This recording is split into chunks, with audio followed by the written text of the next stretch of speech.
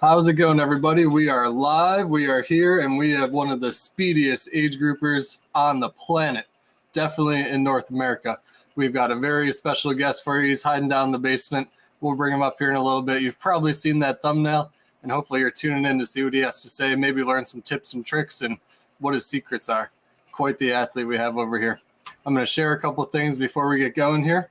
Remember, we do run some coaching services. You can see a lot of links down in the description bar down below. Just click that show more button and you can see things like our coaching page. You can learn about our coaches. Coach Rob is usually running this thing with me tonight, but he had a scheduling conflict, so he's not going to be with us tonight. So if you talk about him in the comments, he's not here to defend himself, so have at it.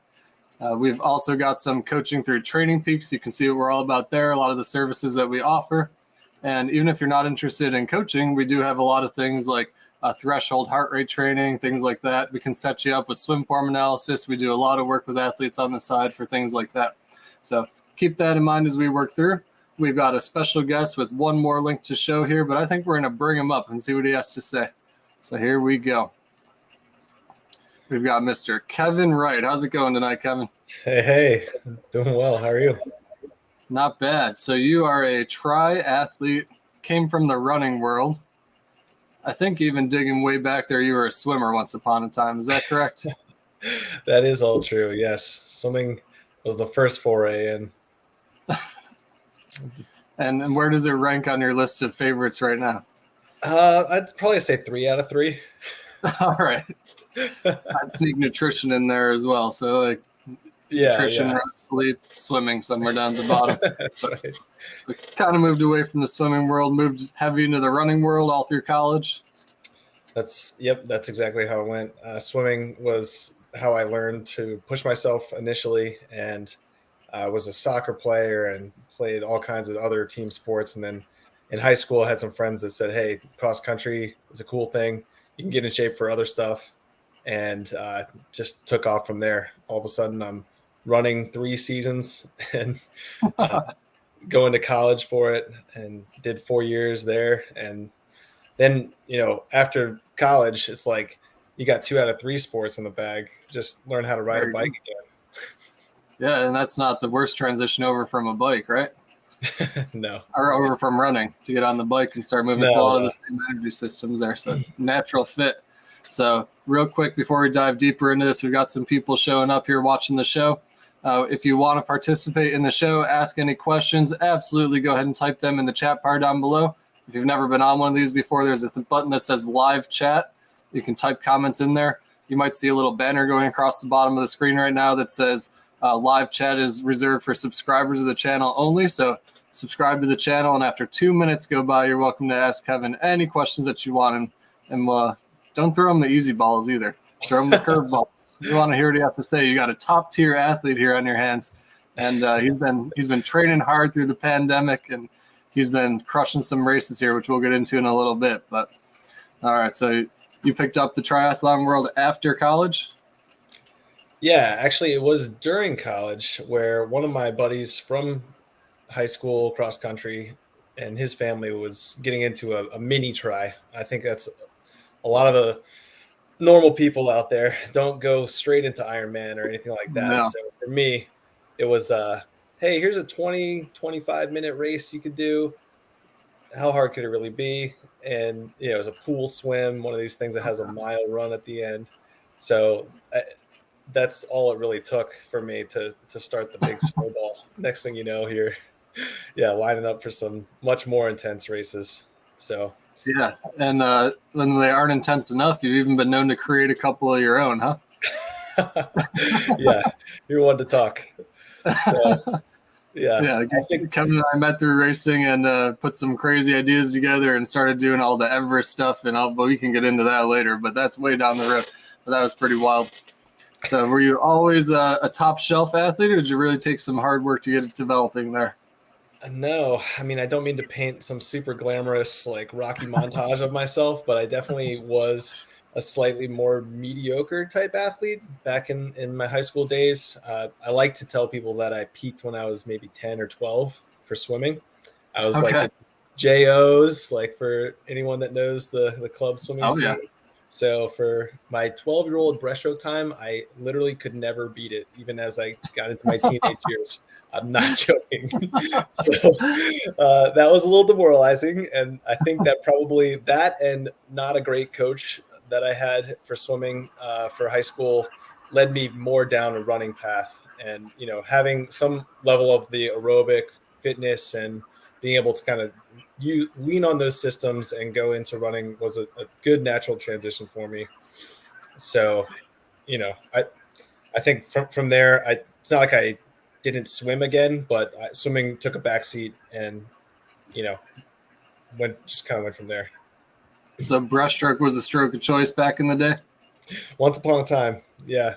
And it's crazy because now that's the stroke you don't want to do in the open water when you're swimming triathlon. No. And it's funny because I tried to blast 100 breasts the other day, like a year ago, and I almost ripped my groin to shreds. It's like, don't even do breaststroke anymore. Like maybe a warm-up set at most. I am currently terrified because I know that as a coach with our master's program locally here, I know showing up tomorrow, we're doing off the block work, and chubby boy over here is not ready for that. But it's going to be interesting. I'm going to have a heart attack tomorrow. Yeah. So you said your buddies talked you into running a little bit, and that picked up in high school? Exactly. Yeah. So in high school, started with cross country. I held on to soccer. And so I did cross country, indoor track, and soccer. And that was a pattern that I maintained even into college. I talked to the college coach for soccer first. And in that interview, he said, "You're probably not going to make the team. You can try to walk on." He's like, "We've basically recruited the whole team for this year and you're not on it." So I was like, okay. But I did have my heart set on continuing some kind of collegiate level sport. So I did go over and talk to the cross country coach from there. And being that it's a D3 school, Frostburg State University, go Bobcats, we didn't have a lot of stringent, standards. It was like Coach Lowe was like, if you come out every day, you're committed, you can be on the team. You might be last, but we're happy to have you. I said, okay, sounds good. He handed me a summer training packet and just that was it. It's like all of a sudden you're a college runner. So leading into that, go ahead. Oh, no, just to kind of put some numbers around it then for anyone that knows running times, I was a 4:59 miler going into college. So again, I was literally in the 20th, I think it was 21st on my high school team in the mile. There were guys on my team that were running in the 4:10s, 4:20s. Seriously? I was not, I never at any point in time was I like a difference maker in high school. I mean, we had a good program, like we were stacked, but I never ran districts or states or anything like that.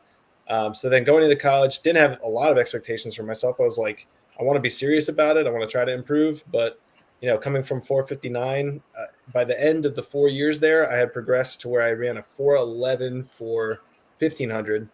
So that equates to maybe a 4:28 to 4:30 mile. So for me, that was huge. Like, I dropped that's some big progress in a short event like that. And I made my way all the way up to maybe third or fourth on the cross country team. So I was scoring points and I got to run at regionals and stuff like that. So, for a D3 school, we had some good runners, and I felt like it really just embedded this deep love of not only racing, but the training.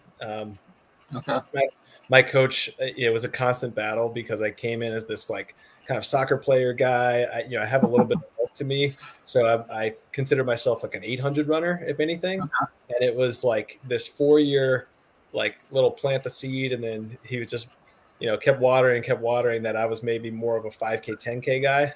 So it was not until like senior year when I finally was allowing myself to consider that, I love doing 2-hour runs.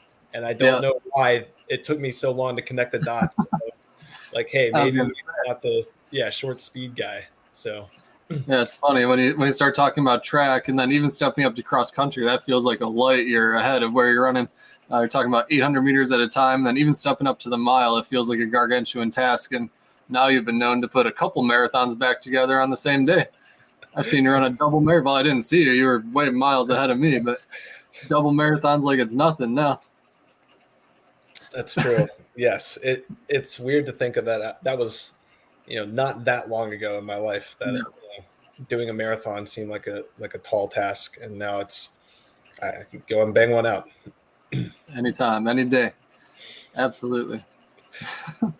So by the time you got to triathlon, you're solid runner, very strong. Did you kind of just go right to the top with running and triathlon right out the gate there?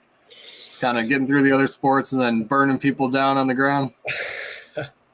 As you well know, it's definitely a secret weapon to have if you have a good run in tri, being that it so happens to be the last sport that you do. So Yeah. I don't know that I came and burst onto the scene knowing everything and knowing how to really leverage that. It definitely still took some good years of work to make that a real strength, because I don't think as a pure runner you could just step in to try and just all of a sudden run with the best in triathlon. So,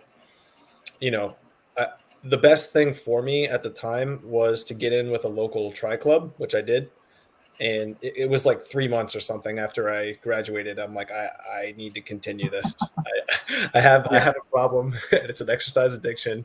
And I really like, just being part of a team and having people around you to push each other. So I sought out the local tri teams.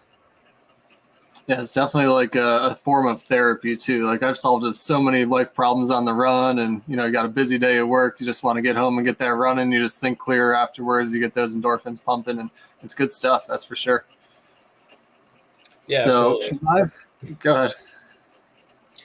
No, just riffing off of that. I think it's not only that, but it's an outlet for goal setting and like life and personal growth outside of your career. So, I mean, pretty much everyone is going to have a job, have a career that's not triathlon, and having something on the side. I just feel, for me, and I think a lot other people can relate, is that it keeps you balanced. So, as long as everything in moderation, to a degree. But So, where were you in the scheme of Ironman training when you came into Ironman Lake Placid? That was my first Kevin Wright experience. I was signed up for Ironman Lake Placid, and my buddy that's local down here, we're always scouring the start list to see who's going to be there. He goes, "You got to watch out for this Kevin Wright guy." And I scoped him out the race. I go, "That guy runs that fast? There's no way." What do you know, on race day, zoom right on by. Yeah. That was pretty early in your career there, wasn't it? Yes. So, I mean, 2012 is when I started to do more serious triathlons. 2013 is when I entered my first half Ironmans. So I had kind of a build at that point. 2014, Ironman Chattanooga was my first Ironman, my first full. So I had done one full already. That was in September 2014. And so Placid was actually my second full Ironman, 2015. Okay. Yeah. So, and Kevin's leaving out a couple of details here, and as a matter of fact, you're not gonna like me for this one here, Kevin. We pulled a fast one on you, and we got a surprise coming for you. But Kevin is a very modest athlete, and he's not one to gloat about himself. So we do have a very special guest on their way in, who's going to help me out here, and we're gonna wait for them to pop up. And here we go. Oh, hold. There we go. Oh, help me out here. And we're going to wait for them to pop up. And here we go. So, I think you might have something running in the background, maybe YouTube. Let me turn the YouTube on. All right, so while she's dealing with that, we're going to go ahead and take a look over here. We've got one of the head coaches of 5-3 Racing over here. This is Kevin's current coach. So we pulled a fastball. We said, you know what? I know Kevin. He's not going to talk about himself all that much, so we're going to bring somebody in that knows all the numbers. Yeah. How's it going, Shelly? I'm good. How are you guys? We're having a good time. Thanks for joining us. Yeah, Kevin's like, oh no, this is not. Oh, full embarrassment coming up. Yeah. We have been starting to get a little sweaty on his forehead there. Yeah. So when did you start working with 5-3? Kevin? Me? Oh, so yeah, that's a good story. I started working before it was 5-3 with Shelly. Yeah. So, when I referenced in 2012, kind of the inflection point where I was getting more serious about triathlon. So June 2012, going on 10 years that I've been coached by Shelly, and I'm sure she could speak a little bit more to the evolution of the company that she's created. But at the time, it was part of the Tri Club that I had joined that I referenced earlier, Team Fexy out of Reston. And yeah, definitely has morphed a bit since then. But so Kevin would show up to track practices like full. He was like ready to do like a track practice, and we're like a bunch of like amateur triathletes that like, you know, oh, you mean you do something other than just warm up and do intervals, like weight drills, like. And I remember I went up to Kevin, and I was kind of a newer coach at that point. And I was like, wow, you can really run. I'm kind of new at coaching. Would you like a coach? And he was like, okay, let's try it out. Now, 10 years later, he's my longest running athlete. So we've been together like family at this point. So what long? You think I think it may even be 2011, but maybe when did you graduate from college? So maybe it is 2012. 2011, yeah, is when I graduated and when I first came out to some of those practices and things. But it wasn't until 2012 when you pitched me and okay. Much to I know it was the summer. It was, and I didn't let him do an Ironman for a while too. I'm sure he'll talk about that. I already mentioned the build. Yeah, we waited a bit instead of jumping right in, which I maybe in retrospect was a good thing, and not just doing an Ironman right out of college. Maybe. Yeah. So that's how we did ours, and it did not go well. It took a couple of years to figure it out from there, and it took working with a coach to finally start figuring it out. So definitely can cut down the learning curve a whole ton.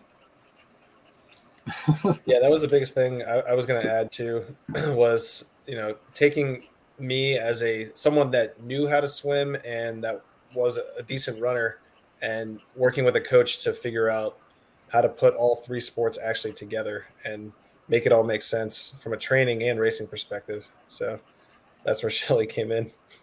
Yeah, Kevin had this interesting quality that actually took I want to say 7 or 8 years to get out of him, which was he saved everything for the run split. Always, it didn't matter what was going on. He did triple T one year, and I still remember he's hanging out in transition, eating lunch, using the bathroom, and I'm like, go, and he's like, I've got to get it all done before I leave the transition so it doesn't mess up the run split.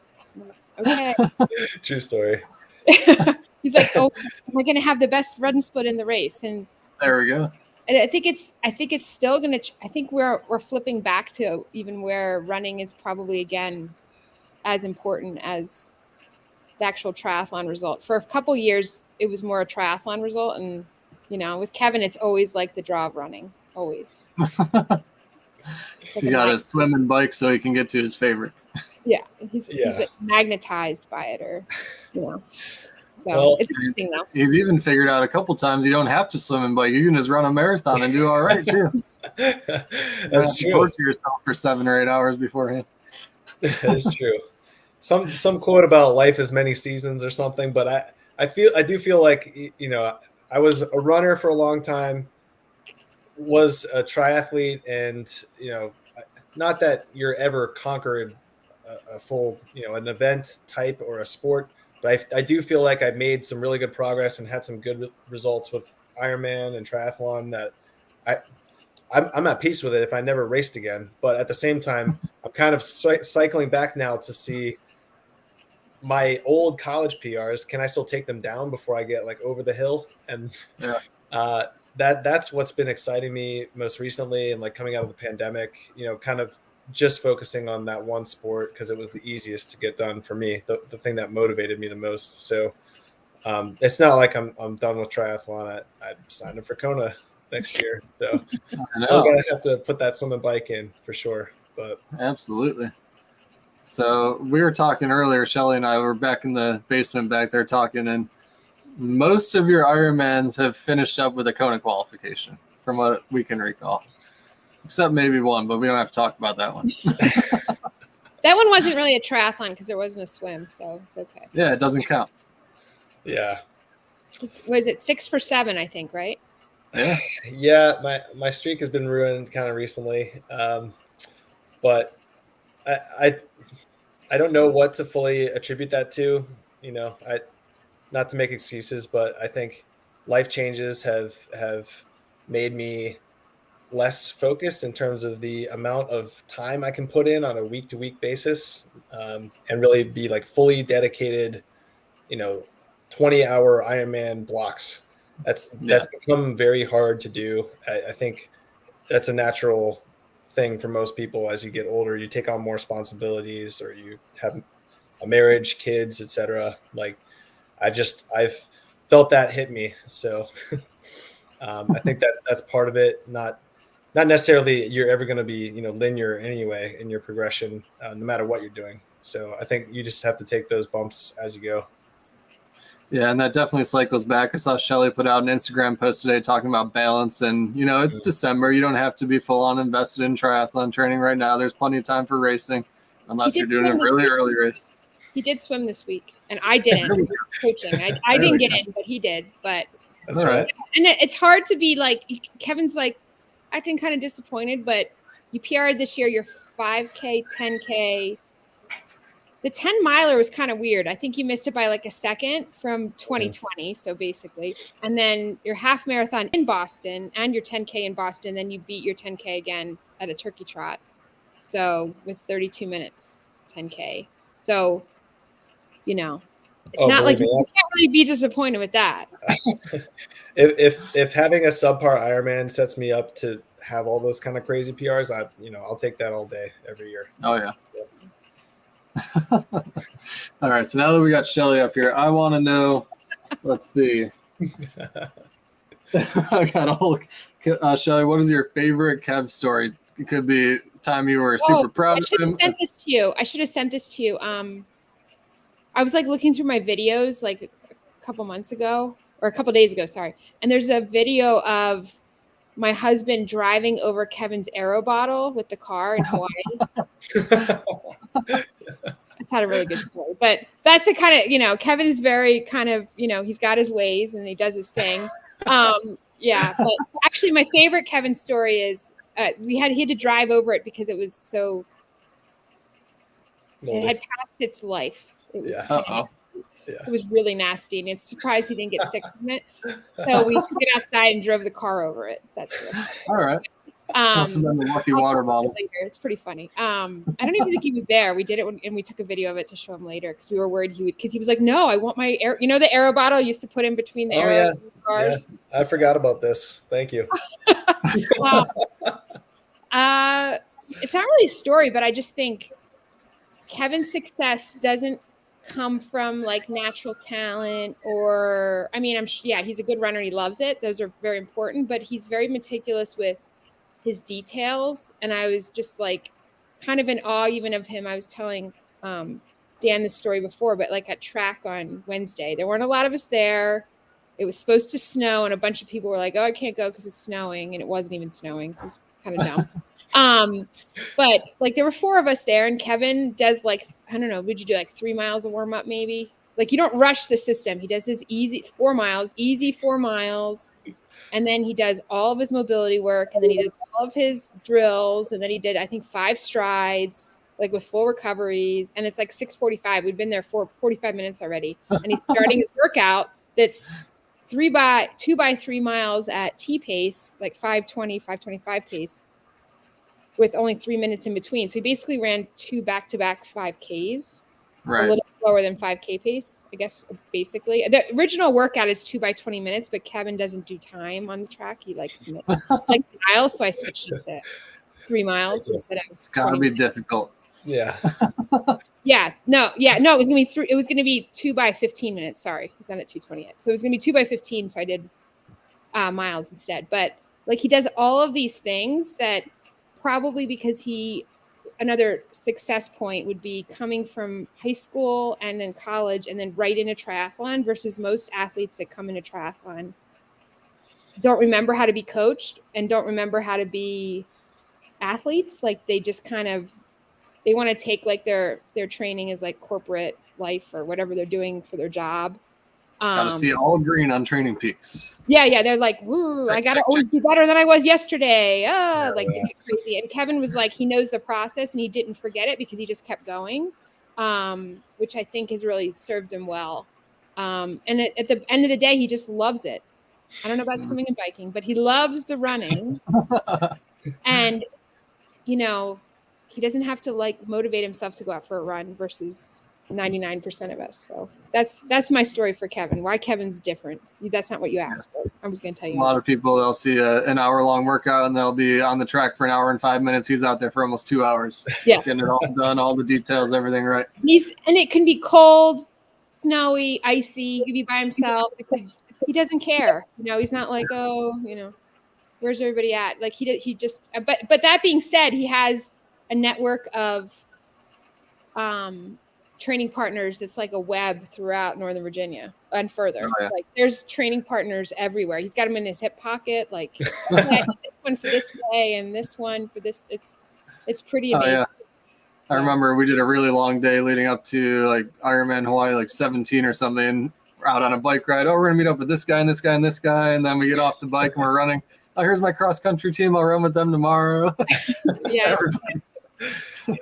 When you're a social creature and you know that that's what motivates you, that's just, I mean, I can go out and do those solo things. And I think it's necessary to be able to stand on your own, especially for an individual sport like triathlon.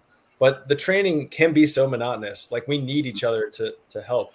I mean, most people, I think there are some people that like to just be in the grinder and, you know, our Lionel Sanders, you know, just in his cave. Yeah. But for the rest of us, I like having the network and cultivating it over years. Absolutely.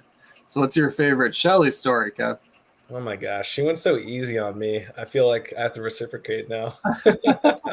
She held back like all the dirt that she's got on me. Oh yeah, I just thought of one. Yeah, she does. She does.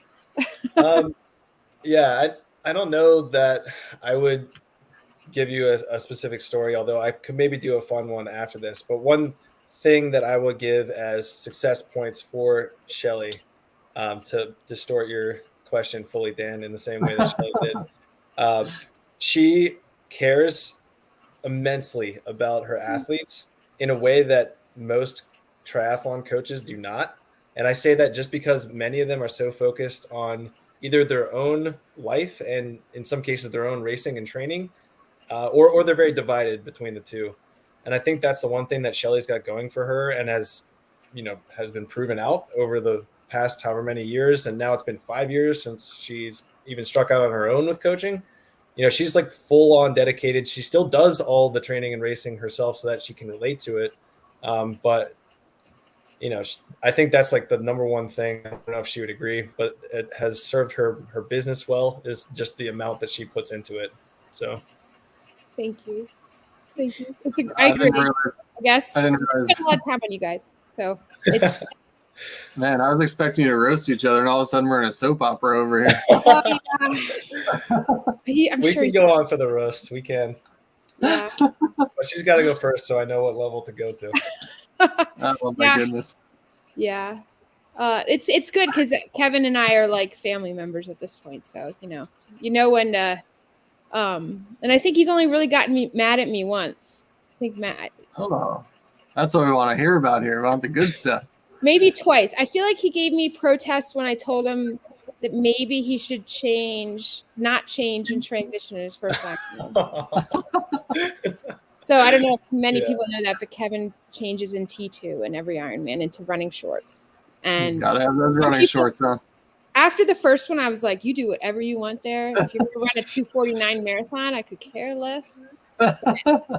He definitely gets ribbing from slower runners on that, which is funny. But then the other time, I think it was when you were telling me you were going to like try a new nutrition plan that I didn't like. And I was like, no, or something. It was at Kona. And you were like, why don't I try a concentrated bottle? Or do you remember that conversation? Oh, yeah. Mm-hmm. And I was like, no. And you were like, not now. Yeah, it was like, I think you got a little frustrated. But in general, we kind of sync. And we're at a point now where I give Kevin kind of like structure and he works around it. Like it's not a green training plan at all because he makes it work. Like I'll give him like a key workout. Like tomorrow he has a easier tempo workout than last week. So he'll probably, or he'll find somebody that's running that pace for T pace to run with him. But we just kind of it's like a team instead of a dictator. So Yeah, it definitely helps, Yeah. especially with a busy life and lots to balance on both ends. And Kevin will always run until it feels. If it says 30 minutes and he feels like running an hour, he just does it. And if he feels like running 20 minutes, he does it. So, I mean, but that he knows there's a lot of athletes don't really understand their bodies and they get really greedy. And Kevin's pretty good at not getting too greedy. Because what's really interesting is and I'm going to digress again, but this is the first year he's really tackled volume. Okay. And how different it is. Like, because we've waited so long to do the volume. I think Boston 2014 or whatever, was it 2014? I think the volume might have gotten up to 55 miles like once, maybe. We could go back and look, but it wasn't anything significant. And then Boston 2020, that never happened. You got up to maybe a little more, but not much more. And now it's like 75 miles plus every week. Wow. So speaking of Boston, we just had a really good Boston not too long ago, huh? There's the smile. Yes. Thank you for the tee up. Yeah. Shelly was alluding to it. To my, I actually credit Shelly with the strategy because I did not have this in my head potentially, or maybe she just incepted it. I don't know how it went exactly, but I took an approach coming off of Ironman Wisconsin, a month prior, to where I was just like, let's just run as hard as I can for as long as I can, which is in total opposition to most of my other marathons, which is I'm holding myself back, like being very thoughtful about the pace and until the final 10K. And then I'm trying every race you do. Every race it's counted. Every race, yeah, pretty much. Even especially when they're swimming and biking involved. So, I mean, something about just the nature of the timing of this one, again, coming off of a really long and hard race like an Ironman, what are you really expecting from it? I'm going to go and just have a good day. Even if I run a half marathon PR and I blow up, awesome. Like, that's great. I'll jog it in and be happy with that. So really, it was I think a good eye-opening moment for me as an athlete. And if you want to call it a breakthrough, it was kind of just, don't be afraid to go toe to toe with like some of the fastest people out there. Just go for it. And there's people around me in the early going coming out of Hopkinton that were saying, hey, we're a 224 group. And I'm like running with them. I'm like, uh-oh. I don't know if I'm really ready for that. But really good or really bad. Yeah. There was a moment where I looked over, the guy goes, I'm trying to run 224. Like, what are you going for today? And I was like, I've never been under 230, but so yeah, after about the first 10K or so, I was like, okay, we got to probably rein it in a little bit. And I latched on to another guy who had also kind of gone out a little bit aggressively. And he and I were both, he had a 229 in his pocket from a flat course and was trying to duplicate at Boston. So he and I paired up from around the 10K mark all the way through the Newton Hills to where we each just did our own thing, trying to survive, trying to suffer through that. So yeah, the really aggressive race plan worked for me. As Shelly said, I PR'd everything between 10K up through half marathon and marathon. Took off not the 10 mile. Sorry? And somehow not the 10 mile. Yeah, no, I think it was really close. I think I did get it, but we'll call it a match. Yeah. And it just fires me up even more now because I'm like, if I can do that all in a marathon, like now I have to go and individually take down these shorter events because I know I've made this jump in fitness. So, I'll pivot back to Ironman for next year. But if I can squeeze a few more PRs out in the interim, it's going to be fun. I'm already loving it. So. Here we got another marathon on the schedule soon. Yes, exactly right. Almost a month from now, a little over a month, we'll be doing the Houston Marathon, which would be that nice flat PR attempt. And all right, obviously sub 230 will be the goal there. Ooh, big numbers. Do you prefer a flat course, or do you feel like a little bit of rolling hills kind of helps change things up a little bit, or don't really care? I don't know that I super care. in this instance, I do think having a flat course, if you're going for just a really steady PR, and I wouldn't mind if it's undulating, if it's light ups and downs. I do think it is very difficult to PR at a course like Boston. Normally, I think Mhm. any course like that has that level of hills in it is difficult. But in this case, I think I also just like the big race feel and knowing that I'll have a lot of people not only in front of me but around me that I can work with. So Yeah. seeking out big races, whether they're majors or I guess I don't know what you would call Houston, kind of a mid-major type So of. maybe not just pairing up with one guy, but having a whole group you can work together with that's all right around that mark. Yeah. Yep, exactly. Just looking at results from prior years, even in like the 229 kind of ballpark, I'd be like in the hundredths of places still. So that it's Good grief. definitely an elite race. Yeah, that's crazy. Mm-hmm. Unbelievable. I remember thinking back in my early days of triathlon, I had done a bunch of Lake Placids, and I said, I'm going to do Ironman Florida. That's going to be easy. And it was not easy. I just remember saying, I'd rather take some hills than being flat and on the power all day. Yeah, easy is definitely relative. Yep. When it comes to Ironman. Yep. And then you deal with all kinds of things like wind and whatnot. But yeah. Do you have a favorite training session that you like to do? Maybe something leading up to a race, or just one that when it shows up on the calendar, you love it? Or you say, Shelly, put this on here. I'm ready to do it again. Shelly can answer this question. There's one called the Kevin's Go-To Run, and I think it's got R pace and T pace, like miles at T or something. What is it? I don't remember what it is right now, but it's like, look it up. It's 4 times a mile repeat at kind of a threshold pace. Yeah. With very little rest. I think it's a minute of rest, and then almost immediately, maybe an extra 2 minutes into a set of 400s at your mile-ish pace. So it's R. Yeah, so that's what I got it. It's good. Yeah. It's literally in the training peak says Kevin's go-to run. So yes, when I see that pop up, I know what to do, and I just love that. As a former track athlete, when you see that mile repeats on there, it's like such a quintessential workout, and then the 400s at the end just for some finishing speed. I just love it. My body eats it up and feels good. Yeah, so he was saying he's got another Ironman on the plan. That's going to be the big one, Ironman Hawaii. Hopefully it's actually in Hawaii too. It's been a tough couple of years. I think the Ironman Hawaii, he found out. Wait, you found out that you may qualify for Hawaii 2 days before Boston, and I think that was part of your motivation because you were angry about it, right? Yeah, I mean, there was a lot going through my mind at that time. Not only leading up to a major race, a Boston Marathon, even if you're treating it as a victory lap, you're going to have a little bit of butterflies in the basket, as Zoolander would say. But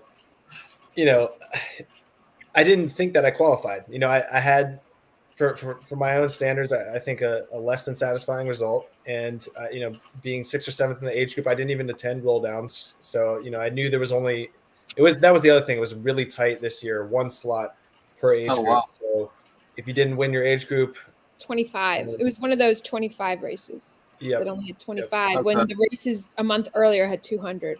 Yeah, So that's bizarre. I didn't even know they went down that low because typically they have about 50. Yeah, it was based on the Kona having too many people and then not enough people and then too many people and then so it was flopping back and forth. Got to balance the budget. Yeah, exactly. So I think for me and I'm sure many others in the same position, you move on. I mean, we start planning out the next year.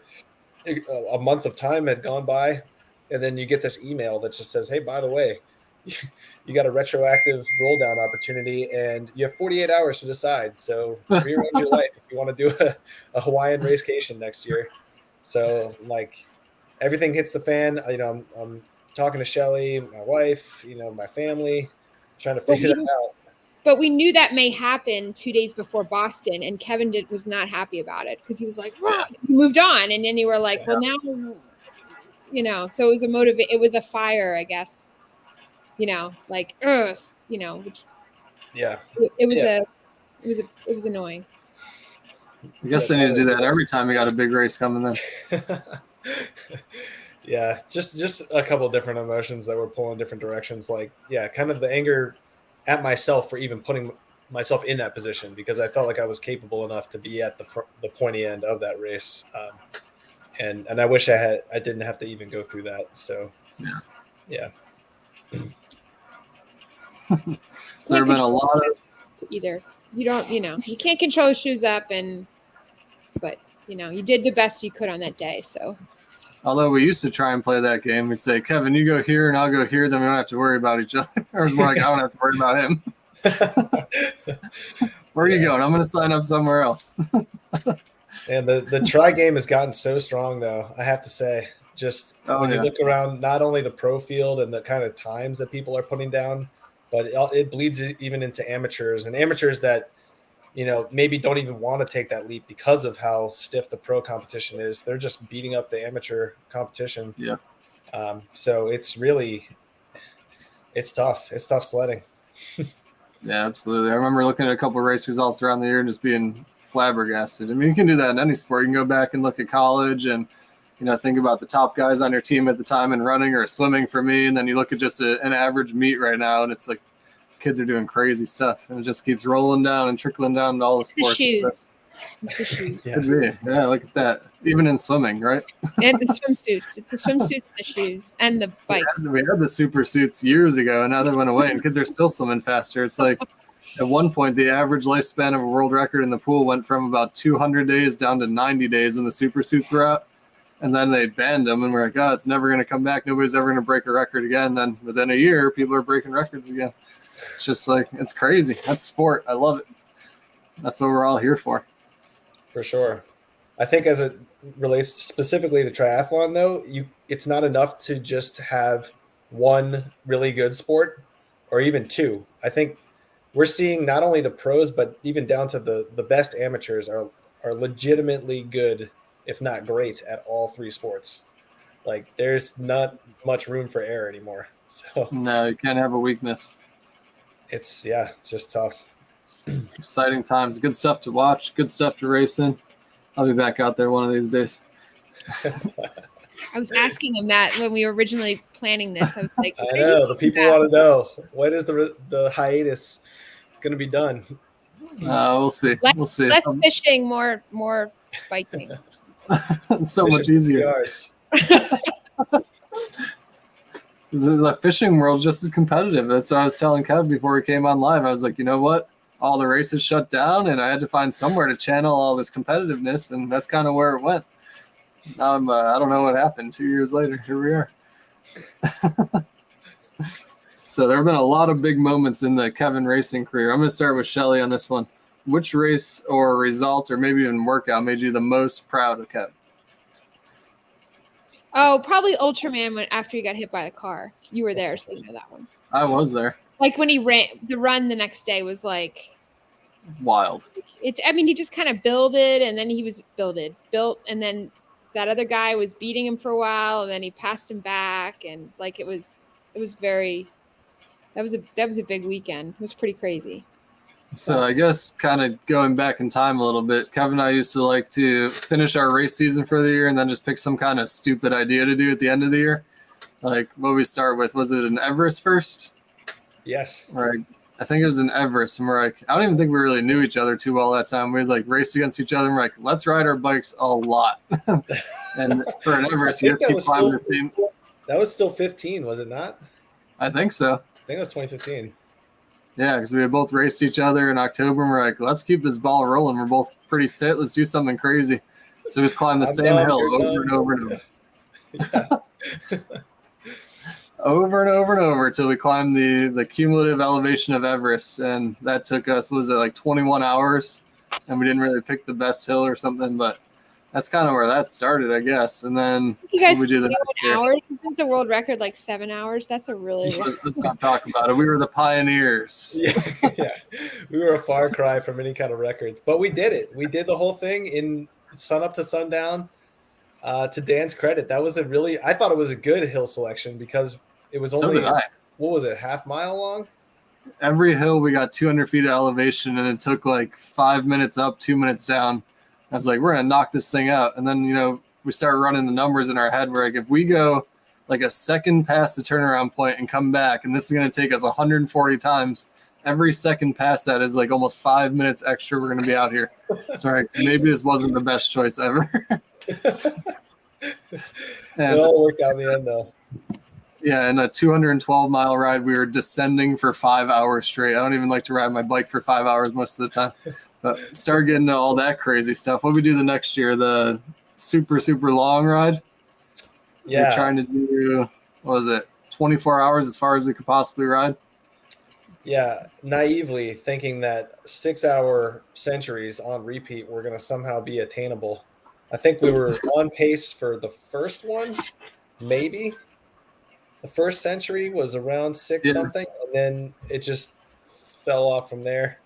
But it's still to this day by far the longest ride I've ever done.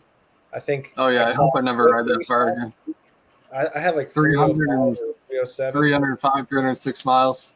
We went from Richmond to Williamsburg, back to Richmond, and then we did that 3 times total. So 306 miles of just idiocracy. We started with a group of 6 guys. By the second 100 miles, we were down to 2. And then we had some people meet back up in the morning for the ending. It didn't help that it was raining and, 6 o'clock on a Friday night after a work day when we started and finished the first century at like midnight.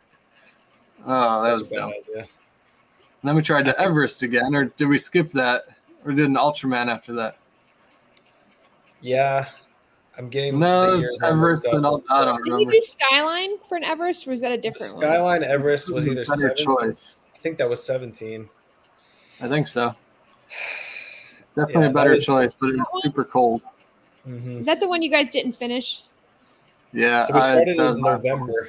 It was like November 4th or something like that, and it was definitely pushing it in terms of not only daylight but temperature wise. Like that had to have been the last weekend before daylight savings time or something like that.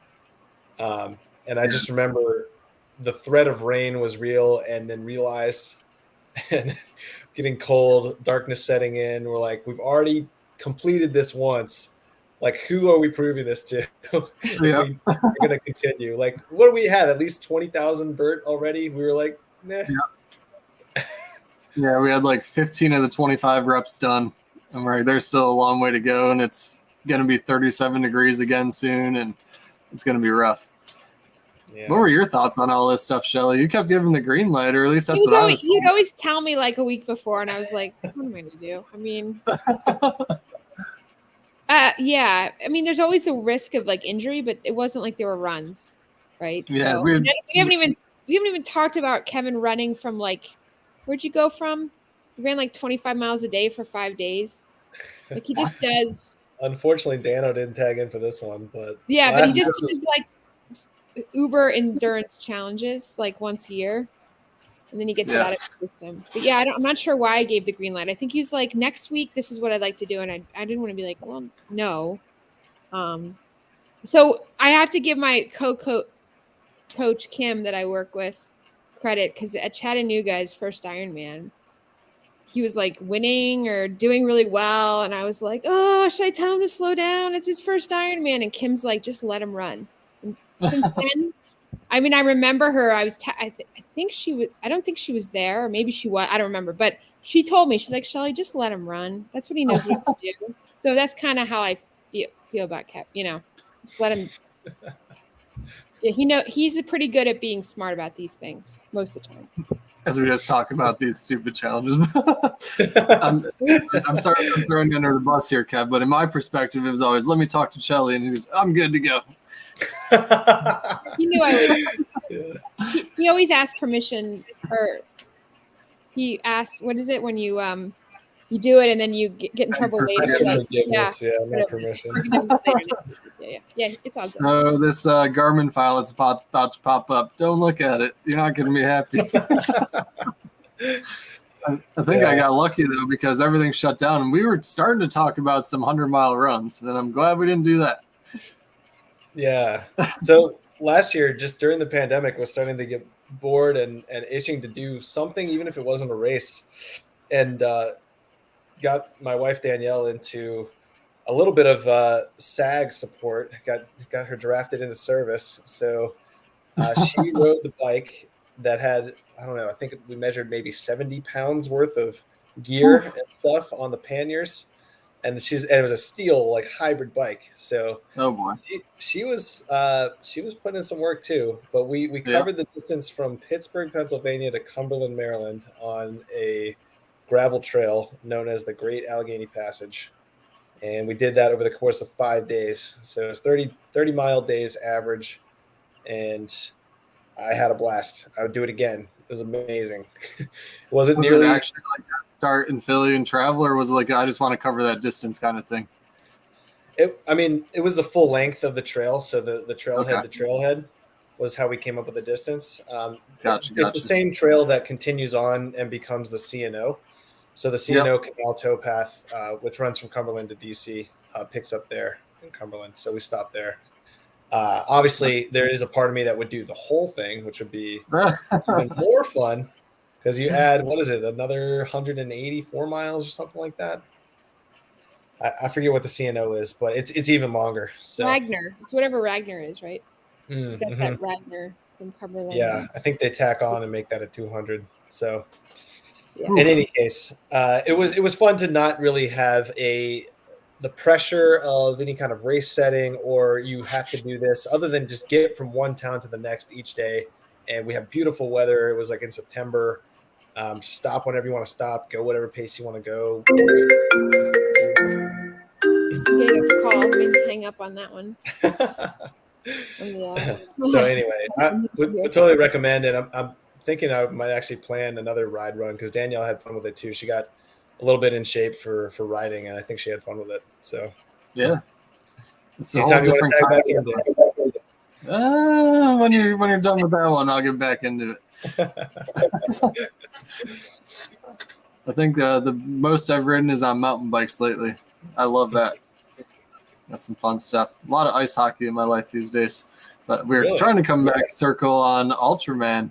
So you want to talk us through the days on that one? It's a 3-day stage race. What was the first day? Swimming and riding? Yep. So I believe this was your idea, Danny boy. What should our stupid thing? I had to do it. Our stupid postseason thing. What should it be? There's this thing out there called Ultraman where it's a 3-day stage race, which was an appealing thing to me, where you at least get to sleep in between and you get some level of recovery. So in the first day is the 10K swim into a 91 or 92 mile bike. Mm-hmm. And then day 2 is a 172 mile bike. And day 3 is a double marathon, 52.4 miles. So you take the total time of all three. I think good times for that are around 24 hours plus or minus. Winning times are down to the 20. People go sub 20, I think. Yeah, I've seen like 19, maybe 18, something like that. I know Steve that did he started that 24-hour ride with us. He had a monster race. I think he might have set the world best at one point. We got Circle Hook Productions hanging out there. You start talking about crazy endurance events, and Circle Hook pops in. He was one of our first interviews there. Sounds like what Iron Cowboy guy does. A little bit, yeah, definitely. He's definitely involved in the endurance sports world, and we did one of our first interviews with him. You can check that out on our channel. So right up his alley. And kind of what we were talking about there is day 2. I had all kinds of bike trouble, so we'd been split up on and off all day. We were trying to ride together, and that just wasn't working. And then we finally linked back up together, and I just hear this crash behind me, and I look back, and Kevin's in the road. I was like, what the heck, man? What happened here? You got hit by a car. Mile 170 out of 172. We were in the town, whatever that finishing town was.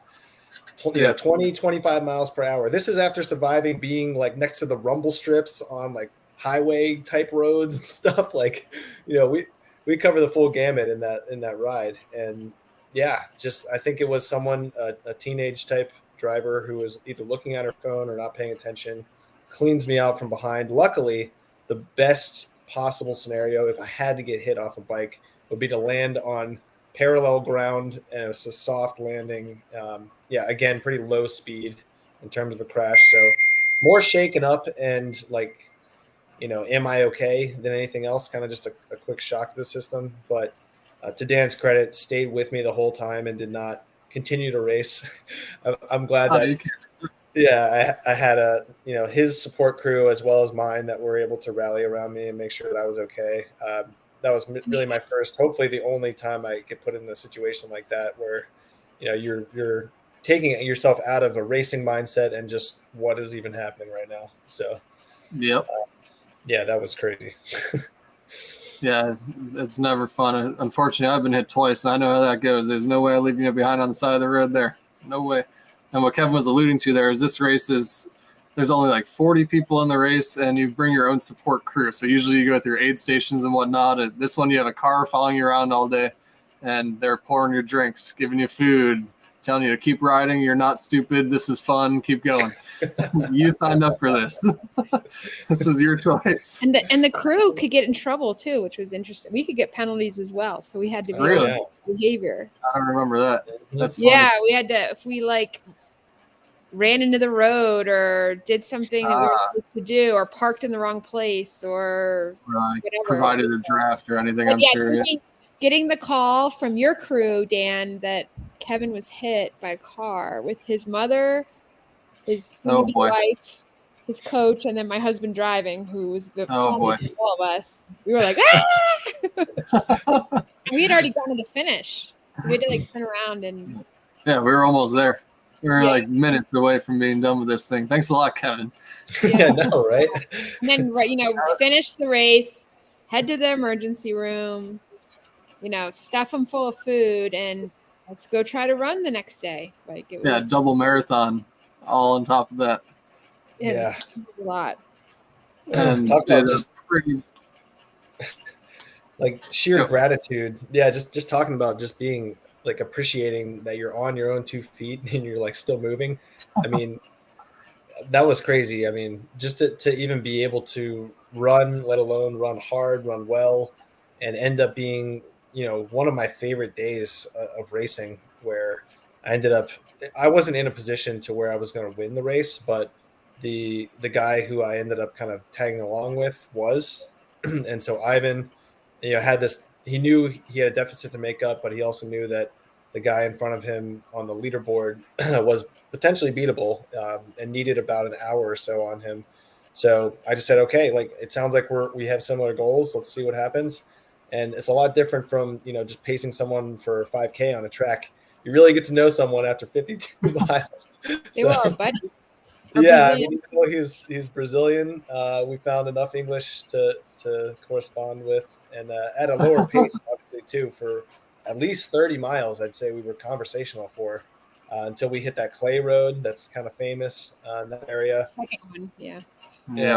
And so he pulled away from me there, and I thought that was really going to be the end for me on that day. I was really at a low point. So I guess the takeaway there was to just keep grinding, and you never know on some of these long days, when you have these peaks and valleys, you never know when you might end up on a peak. So just keep plugging away. And then how long was that road, guys? Like 12 miles? It felt really long. Like 13 or so. It was like a half marathon and it wasn't just like a clay road. It was like a tractor driven over it. So there were divots everywhere and you could not get a firm plant on your foot anywhere.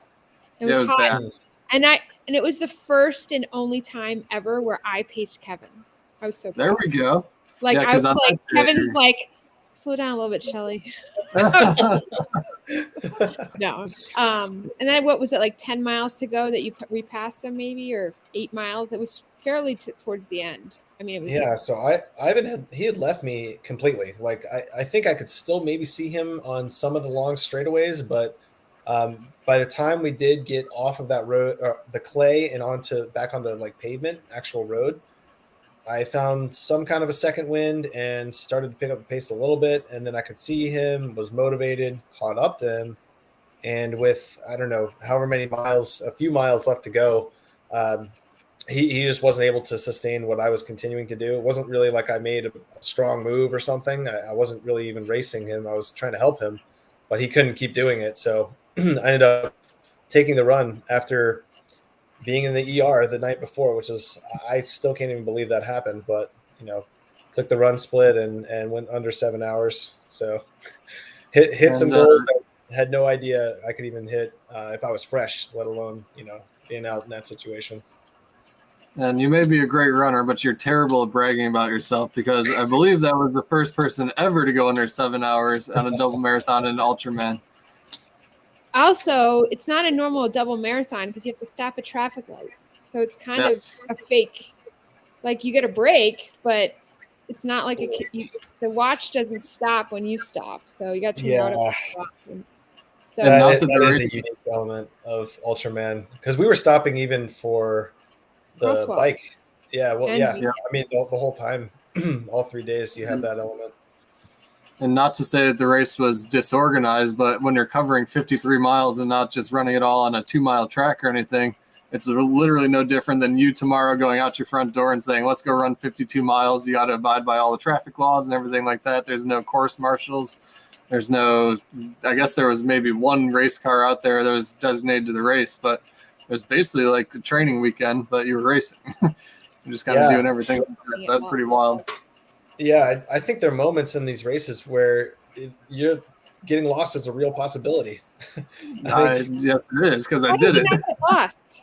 How did we not get I got lost the very first day. I came out of the water with like a 30-minute lead, and I think it took me a half hour to cover the first 5 miles of the course because I made like 7 wrong turns. I was on a highway at one point. I had to come back. And I was like, we pulled over and looked at the map and was like, where are we going? Because your crew had to navigate for you. There were some little markers here and there, but for the most part, your crew had to be on it. So I didn't even know that, dude. We didn't have a problem because we had Scott Lake on our crew. So I'm used to it. These are swimmer problems. I don't know if he's on or not. There's some famous stories of people like, I don't know if it actually happened to Scott Urich, but people like that have gotten mixed up even at a race like Western States, and they go the wrong way like an hour. So going into the ultra world, that's definitely something that you're not used to if you're doing these orthodox conventional Ironman races. Yep. It's nice to have some race markers and barriers and things after coming out of that. You get a binder with the directions and say, good luck, have fun. I've been asking Kevin to do an ultra, like 100-miler for years. I'm like, when, or even a open 50-miler, and he's never done, right? We've never done one. No. That note, I was gonna back out of that one. That's funny. Yeah, I would be open to doing one for sure. I mean, I think if JFK would line up for me, JFK 50-miler being so close to where we live, I would be open to doing that. I think it's just so different. A lot of these, I really like running fast, and a lot of the ultras are not necessarily that, or it's fast, but it's fast in a different way. It's like with crazy terrain, and you need to be agile and all these different things that if you don't train for it, I think they can present problems. So I think go ahead. You alluded to it in your college track or whatever. The longer the race, you tend to. I'm just curious to see what happens the longer it goes, because it's it seems like your general issue is you run out of real estate. Like, if the Ultraman run was 100-miler, maybe you would have won the whole thing. It's just kind of like you just need like more miles on the end of it. Like if the Ironman run was 30 miles, it'd probably be a different situation in a lot of your races. It is kind of a final frontier for me. Knock on wood, if I stay healthy, I think it's something that I could see myself getting into down the road. All right, and I'll write this down and maybe make you do it one day. But if you had to design your perfect long course race, give me the splits of distances for the swim, bike, and run. Oh my gosh! You would know how short you have to do all three. I think the swim. I actually like long swims. I actually think the swim could be longer. Okay, me too. I wish. I think, Dan, you and I kind of share this, is just having the mental fortitude to be able to put your body on this all day pace and just ride it out. Just, I'm going to take it as it comes. Let's go. So I would say either make it just a war of attrition, something super long, like, I don't know if 10K swim is too much, but it is. We've done it. It's too much. Yeah, probably not 10K. Probably, I don't know, 4 mile swim, probably still a really long bike, probably maybe cut it down to 100. And then the run, at least 30, maybe run 35 or 40 miles. So still an all day event, just one day. I don't like the like multi-day where you're going through a night and you get all delirious and stuff. These people doing these backyard burn runs or whatever they're called, where you're just like doing 4 mile loops for like 5 days at a time. Just get out of here with that. I can't do that. No. One day where you still feel like you're racing for the whole day, or the stage thing. I actually really like the stage format. That was fun. I would do like a stage run event. I think that would be cool. Something like MDS in. I don't know. I think that's a really cool concept. But the all day until people drop out, I'm out on that. I really like the make it so long that you need to bring people you trust to support you kind of thing, because I don't know about you, but by the end of each day, and especially the next morning, it was like, pretend this doesn't work. Just get me out of bed, put food in the belly, and put me in the car, because I'm going to fight you the whole way. Just make me go and get me to the starting line, and I'll do the rest. Yeah, that's exactly how it goes too. Yeah, it was wild. That was definitely a lot of fun. All right, so we've got anywhere from a 4 mile to a 10K swim, a 100-mile bike, and then 30 to 40 miles on the run. Take your pick. That reminds me of my first ultra experience. My buddies were training for a. Sorry, go ahead. Oh, I just said I think we can make that a thing. I think you got it. I'll watch. Yeah, we call it Iron Long. Yeah, there you go. Remember my first ultra run we ever did? My buddies were training for a 50-miler. They're like, "You're going to come on the training run with us, right?" I was like, "Where are we going?" So we're going to run around the gorge at Letchworth. There's not really a path. We're just kind of going through the woods looking for these markers. And I said, "All right, how long is that going to be?" Anywhere from 30 to 50 miles. It was 48, and it was way too long for me of trail running. Oh, my God. And, I had barely even done a marathon. I was like, this is not the best thing ever. So how did you hold up after that? They ran to the car and I came back and got me, and I was like a mile away. I said, I'm just finishing at this point. We were drinking out of garden hoses by the end of it. It was all self-supported too, because we're in the woods. I want to ask Shelly this question because we're on this ultra stuff. What is the longest that you've done in any of the sports? You did the base swim at least, right? Done the base swim, and what's that, a 4 or 5 miler? 4.4, I think. And I drank some gas on top of the water and puked the whole time. It was great. So, it was great during the race. It was afterwards. That's a great bike. I guess like 115 or something just over, and running 26. So pretty exciting, like non-exciting. Yeah. So. Well, I think you've got your first 2 crew members right here. Let's sign you up for Ultraman. I like 70.3s. I like 70.3s in sprint distance. I like them. Yeah. I like sprinting, and I like a short long course race. Those are my jam. And a marathon. I'm excited to run a marathon. Those are what I'm interested in these days. We'll see. Absolutely. No, I didn't realize. Go ahead. I was saying no Ultraman, but I'm gonna try to make sure my guy that's doing Florida this year, Ultraman Florida, gets this link and watches it, because he's deep in the training right now.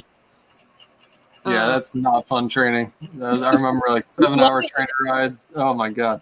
He's loving it, but we haven't gotten really long yet. I'm just making him run a lot, like do a 4-hour. You need to run a lot. Like there's no way around it. I'm like, you're going to bike for 4 hours and then, run 10 miles off the bike, and, which I normally give people long bricks like that. So it's just to get more. That definitely helped me a lot. I remember doing like 90-minute bricks for weeks and weeks and weeks and weeks, just 90 minutes off the bike, just like every weekend. Kevin didn't train much for Ultraman. Yeah, thanks a lot, Kev. I could have trained more, I think is the right way to say it. He did a 30-mile run, and then he watched a lot of football in my garage. The training. Because I was training for Ironman South Africa, so I just set up the garage, and we would just sit and bike, and other people would come in and out, ride for like 2 hours with us, and then they'd leave, and so I'd ride like 4 or 5, and Kevin just keep going. Like watch the 1 o'clock game and the 4 o'clock game on Sundays. We had Wow. one session where I distinctly remember we watched 3 movies back to back to back. Yeah. It was like, what do you want to watch? Like, we'll watch anything. Like, Yeah. Back to the Just did an Future. erg mode on Zwift, and or Kevin was just spinning. Like I don't even think he looked at watts. Like they were like he's at like 50% FTP. He was just like doing his Kevin thing, just like gliding, like I'm here, count it. Yeah, it was fun. It was good to have that because I would otherwise been by myself in like February, so it was good. Oh yeah, definitely.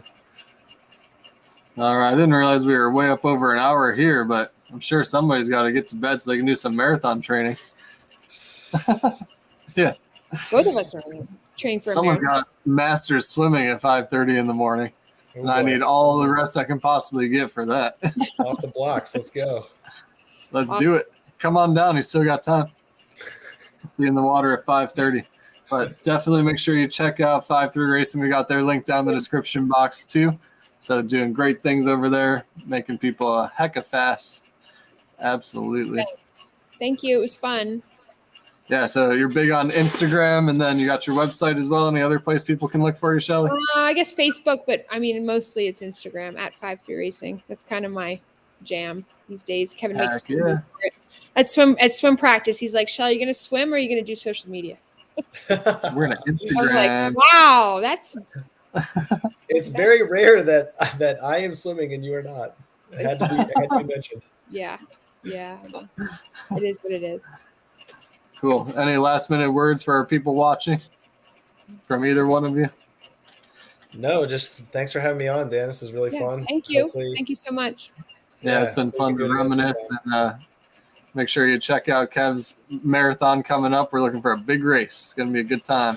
Let's go. Awesome. Best of luck over there. Cool. Well, we're going to shut. All right. We're going to shut things down. We appreciate everybody hanging out. Literally just told me it's dying, so I go.